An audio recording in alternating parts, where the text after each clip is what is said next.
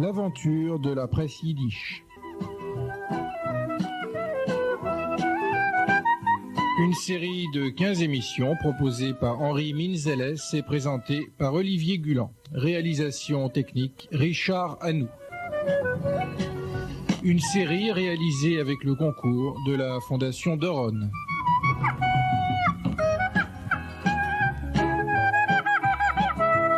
L'aventure de la presse yiddish, aujourd'hui l'URSS. Alors Henri Minzeles, bonjour. Bonjour.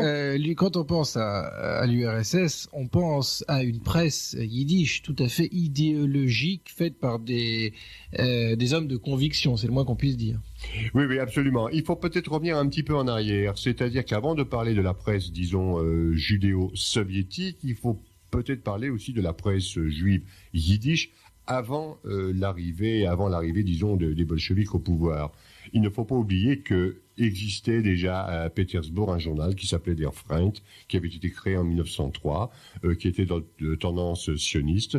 Il ne faut pas oublier qu'il y avait aussi, alors là c'est l'aile polonaise que nous avons étudié la dernière fois, mais qui était quand même sous régime autocratique, sous régime russe, où paraissait à la fois un journal bundiste et un journal sioniste. Il y avait donc une presse yiddish qui existait avant. Il ne faut pas oublier qu'il y avait aussi une presse russe juive, russo-juive, si je puis dire.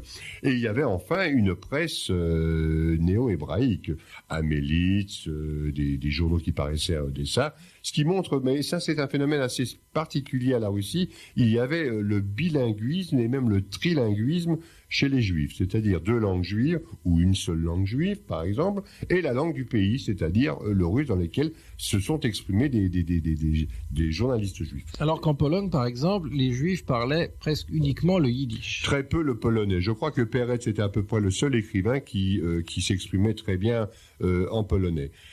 Par contre, les journalistes yiddish, les journalistes juifs, certains savaient... Schneeur, par exemple, savait très bien l'hébreu et savait très bien le yiddish. Il a écrit ses ouvrages, d'ailleurs, dans ces deux langues, mais il ne parlait peu ou pas le polonais. Ce qui n'était pas le cas de l'intelligentsia juive en Russie. Alors, on en vient à l'évolution. Il y a eu deux choses, d'ailleurs, qui sont importantes pour le judaïsme soviétique, enfin, plus tard soviétique, le judaïsme russe, comme pour le judaïsme polonais, ne serait-ce que sur ce qui se passait, cette grande lueur à l'Est. Je m'explique. Il y a eu les deux révolutions, la révolution de février, disons bourgeoise, pour employer une terminologie marxiste, que j'aime pas d'ailleurs, puis la révolution d'octobre, une révolution prolétarienne, la dictature du prolétariat, etc.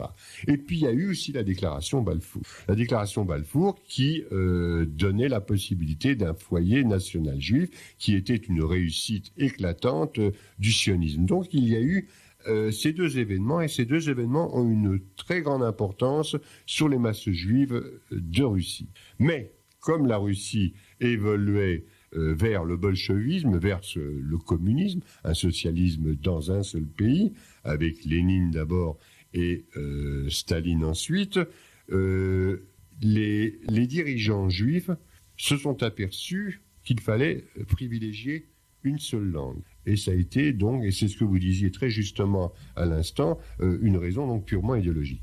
Mais alors, manque de chance, c'est que la plupart des groupements politiques étaient soit sionistes, soit bundistes, ou encore autonomistes. C'est-à-dire n'étaient pas spécialement formés au communisme. Si bien que le premier... En tout cas, pour les bundistes et les autonomistes, le yiddish, c'était effectivement... c'était leur langue. Le yiddish comme la langue nationale. Absolument, mais idéologiquement, ils n'étaient pas du tout d'accord avec le pouvoir qui venait de s'installer. Ils n'étaient pas du tout d'accord avec les bolcheviks. Si bien que lorsque le premier journal qui a paru en yiddish, dirigé par des bolcheviks, il n'y avait pas de rédacteur juif digne de ce nom, ils ne savaient pas le les yiddish. Juifs qui, là c'est un point d'histoire, oui. Vous voulez dire que les Juifs qui approuvaient le bolchevisme... ne connaissaient pas le yiddish. Ne connaissaient pas le yiddish. C'est ça que je voulais dire surtout. Et ça me paraît important. Il a fallu chercher, il a fallu racler les fonds de tiroir et trouver des gens qui savaient à peu près correct. C'est pas tout de savoir le yiddish, il faut savoir l'écrire quand même, il faut savoir rédiger. Donc paradoxalement, ceux qui allaient favoriser cette presse yiddish et la langue yiddish en général en Union soviétique n'étaient pas eux-mêmes des yiddishophones. Ils étaient yiddishophones, mais n'étaient pas des yiddishistes, c'est-à-dire qu'ils savaient parler le yiddish, mais ils ne savaient pas forcément bien l'écrire. En tout cas sous un ton journalistique. Et comme par la suite, on sait que les mouvements les uns après les autres, que ce soit le mouvement des socialistes juifs du Bund, ou que ce soit par exemple les différentes tendances sionistes, qui une à une ont été supprimées par le gouvernement en place, par les bolcheviks, eh bien, il y a eu des ralliements, il y a eu, faut pas oublier que beaucoup ont trouvé que cette révolution socialiste, c'était le printemps des peuples, ce seraient les lendemains qui chantent, et beaucoup ont rallié le nouveau régime. Et c'est à ce moment-là que le journal, qui s'appelait d'ailleurs Die Wahrheit, enfin die Wurd, c'est-à-dire la vérité, traduction de la Pravda, tout le monde avait bien compris, en yiddish, s'est appelé après Der Emes. Et ils ont trouvé des journalistes yiddish, des bundistes, des sionistes, des sans-partis, qui ont épousé la cause du socialisme russe. Alors, je crois que c'est un point extrêmement important. Est-ce que vous pourriez nous préciser un peu mieux comment les choses se sont passées au départ, y compris dans les cercles bolcheviques non juifs, comment les choses se sont passées et comment cette langue yiddish est devenue une sorte de langue officielle du judaïsme soviétique. Est-ce qu'il y a une décision de prise à un moment donné ou est-ce que finalement les choses se sont faites progressivement ? Il y a les deux. Vous posez très bien la question et je vous donnerai des réponses, un peu, pas différentes, mais disons plusieurs types de réponses. Il y a de toute façon, Staline, qui était à ce moment-là le commissaire du peuple aux nationalités, considérait qu'il y avait donc une foule de nationalités dans l'Empire et chacun devait avoir la possibilité de s'exprimer dans la mesure où il s'exprimait dans la ligne du parti bolchevique communiste de Russie. Donc, parallèlement à cela, il était tout à fait normal, en vertu des peuples à disposer d'eux-mêmes, de l'autodétermination de ces peuples, que chaque peuple ait une possibilité de s'exprimer dans sa langue. Donc, ipso facto, pour les Juifs, c'était le yiddish. On a privilégié le yiddish aux dépens de l'hébreu, pour des raisons que vous comprenez très bien. Non, et notamment, je crois que c'est important de les rappeler. Oui, je le rappelle parce qu'effectivement, être pour l'hébreu, c'était être nationaliste. Être pour le yiddish, c'était être encore, je dirais pas nationaliste, mais nationalitaire et en même temps internationaliste. Donc le yiddish se prêtait mieux parce qu'il n'était pas au service d'une idéologie axée sur un État, qui était le futur État juif, qui à l'époque était encore hypothétique. Ceci est important. Ceci est la première des choses. La deuxième des choses, on a créé ce qu'on appelle une Yepsektia, c'est-à-dire une section juive. Et dans cette section juive, on a donc cherché de briques et de broc, avec les ralliements que j'ai exprimés il y a quelques instants, se sont trouvés donc des gens qui sont entrés dans cette Yepsektia et qui ont eu pour tâche de dire aux masses juives que le régime qui était apporté par Lénine et ses compagnons était le meilleur, et ce, dans la langue que les juifs utilisaient tous les jours, c'est-à-dire le yiddish. Mais parallèlement, et ça il faut le dire, on a cassé tout ce qui existait avant. C'est-à-dire que tout ce qui était sur le plan communautaire, de la Keïla, des organisations précédentes, tout cela a été supprimé et remplacé par un parti unique et remplacé par une vision unique qui était le communisme.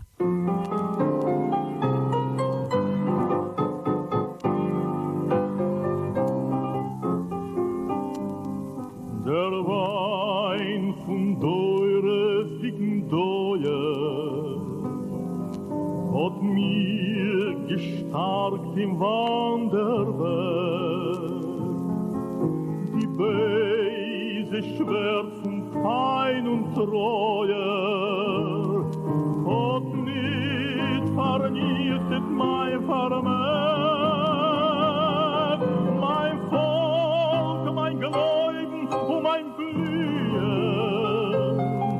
Sie hat mein Freiheit nicht geschmüht und unter Schwert hab ich geschrien, ich bin naiv, ich bin der Kugerknecht von Rabbi Akiva,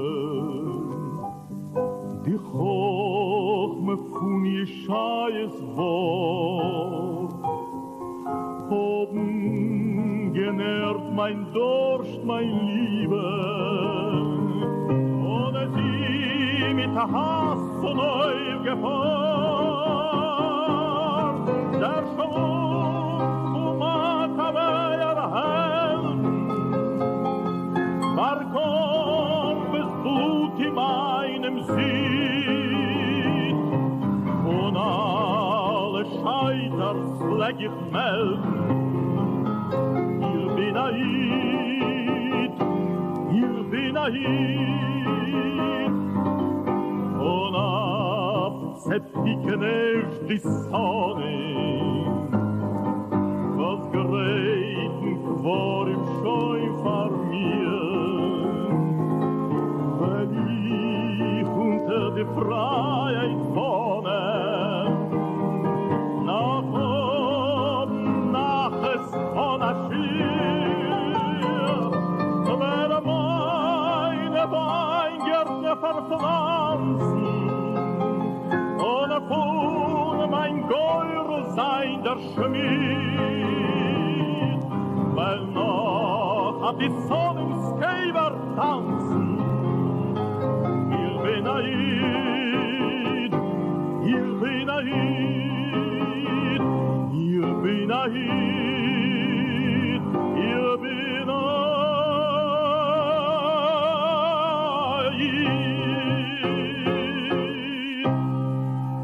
Alors, pour en revenir à la langue yiddish elle-même, il faut dire que toujours dans cette lignée idéologique, la langue et l'orthographe du yiddish elle-même a été modifiée. Elle a été modifiée, oui, on a voulu en quelque sorte la déshébraïser.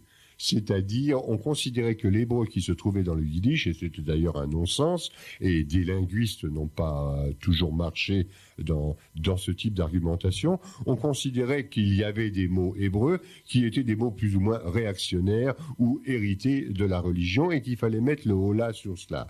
Alors on prenait On peut prendre l'exemple de MS, par exemple. De MS par rapport à Voret. Voret, c'est la vérité, mais qui serait Deutschmerisch, qui serait de tendance allemande. Et alors MS vient du... Mais on a quand même gardé MS, parce que mais MS... avec une orthographe différente. C'est-à-dire qu'au lieu d'orthographier Aleph, même Taf, comme on le ferait oui, en ça hébreu, serait, c'est Ein, Mem... C'était Ein, Mem, Ein, Samer. Alors ça fait MS, c'est-à-dire qu'on allongeait... Il faut expliquer à quoi correspond cette modification. Alors cette modification, elle correspond tout simplement...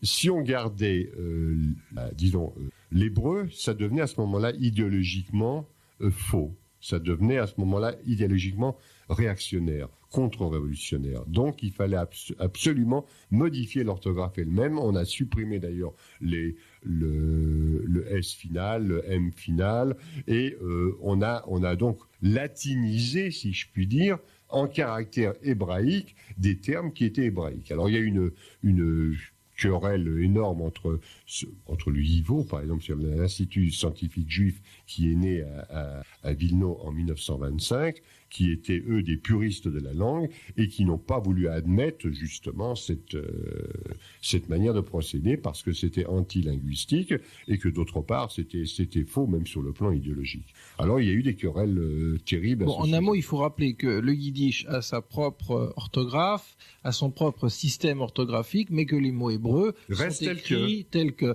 Et dans cet exemple de MS, par exemple, dans cette modification idéologique de la langue, eh bien, les bolcheviks considéraient qu'il fallait écrire, y compris les mots qui venaient de l'hébreu, comme s'ils venaient de l'allemand, par exemple, c'est-à-dire avec l'orthographe. Avec toutes les voyelles. Avec toutes les voyelles. C'est ça. Il faut dire quand même que ça n'a pas été observé à 100% parce qu'il y a eu des réactions assez violentes. On avait l'impression que la langue était totalement défigurée. Mais ça, c'est un aspect. Hein. Alors, venons-en, Ri Metzeles, à l'histoire de cette presse yiddish en Union soviétique. C'est une tragédie en 3 actes. Oui, c'est une tragédie en 3 actes qui pourrait se situer de la manière suivante. D'abord, il y a eu un développement absolument extraordinaire pour des raisons idéologiques, il faut bien le souligner. entre 1917 et 1928. Puis il y a eu un plafonnement, acte 2, entre 1928 et 1932. Et puis à partir de 1932-33, un déclin lent, puis un déclin de plus en plus fort, une espèce de dégringolade qui s'est terminée tragiquement par l'assassinat de l'intelligentsia yiddish le 11 août 1952. Voilà en gros ce qui s'est passé. Alors, premier acte. Alors, premier acte, c'est un développement extraordinaire. C'est-à-dire que les écrivains yiddish adhèrent les uns après les autres au nouveau régime. On donne des conditions d'ailleurs de travail à ces écrivains. Les journalistes sont appointés.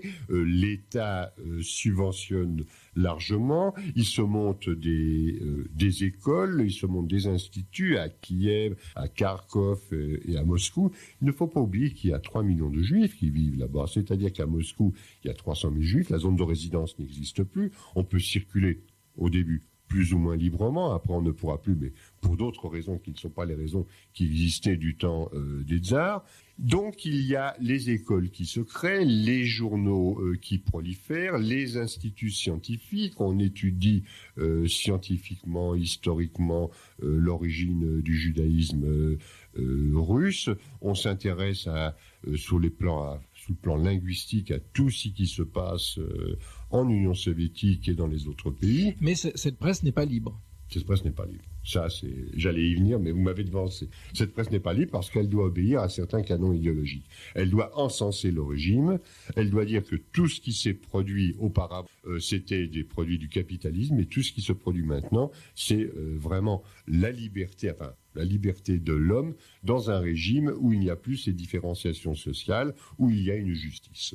Et s'il n'y a pas, en tout cas, on fait tout pour que cette justice arrive, pour que les inégalités qui existaient auparavant soient non seulement supprimées, mais ne reviennent plus jamais. Est-ce que cette presse yiddish prolifère comme en Pologne, ou est-ce qu'elle est très centralisée ?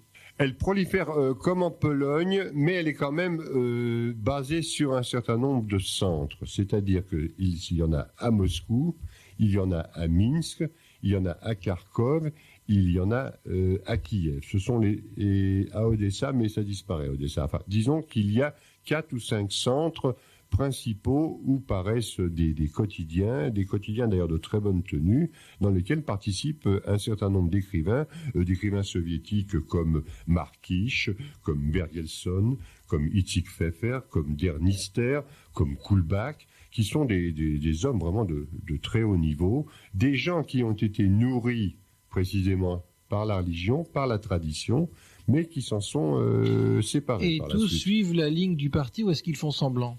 Je crois qu'au début, on peut dire qu'ils suivent la ligne du parti parce que c'est enthousiasmant. Un pays qui modifie de fond en comble non seulement les rapports de production, mais encore les mentalités des gens, c'est quelque chose qui ne s'était jamais vu. Et les Juifs adhèrent à ça. Je ne crois pas qu'ils le fassent semblant. Ils le font semblant par la suite, lorsqu'ils s'aperçoivent que finalement, tout ça, ça va dans un sens unique et dans un sens dans lequel il n'y a plus de discussion. Mais au début, il y a un enthousiasme. Cet enthousiasme est absolument, je ne dirais pas délirant, mais enfin, disons, un enthousiasme réel de la part de toute cette intelligentsia judéo-russe qui s'aperçoit qu'elle pourra vivre de ce qu'elle écrit. Elle sera payée par les gens qui pousseront à ce qu'elle soit créative. Mais c'est comme tout.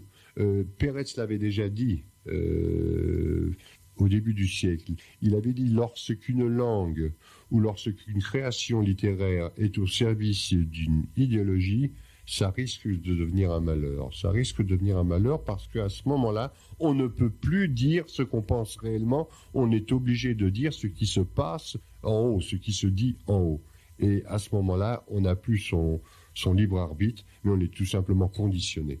Et ça, il l'avait déjà fait remarquer dans les années 1910. Et c'est ce qui se produit à partir des années 1925, 27, 28 et les années postérieures. Et alors, Henri Mitzeles, deuxième acte de cette aventure tragique de la presse yiddish en Union soviétique.